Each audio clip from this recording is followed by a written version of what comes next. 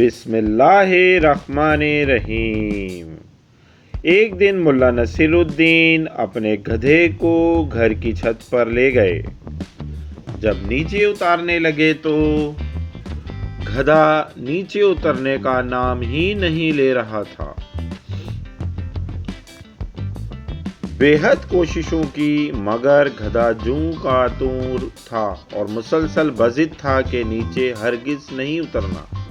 آخر کار ملا تھک ہار کر خود نیچے آ گئے اور انتظار کرنے لگے کہ شاید گدھا خود بخود نیچے اتر آئے۔ تھوڑی دیر گزری تو ملا نے محسوس کیا کہ گدھا چھت کو لاتوں سے توڑنے کی کوشش کر رہا ہے۔ ملا پریشان ہو گئے کہ چھت تو بہت نازک ہے،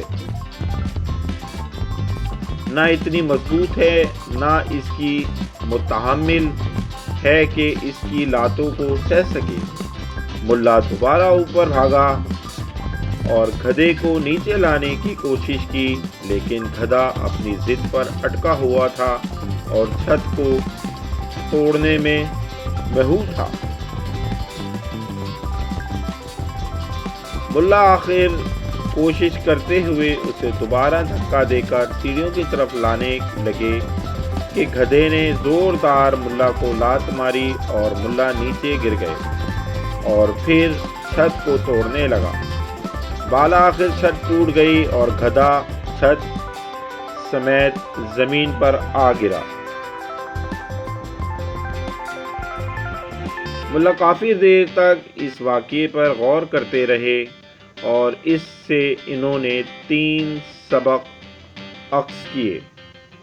اول، کبھی بھی گدھے کو مقام بالا پر نہیں لے جانا چاہیے۔ ایک تو وہ خود کا نقصان کرتا ہے، دوسرا خود اس مقام کو بھی تباہ و برباد کر دیتا ہے جس کا وہ اہل نہیں تھا،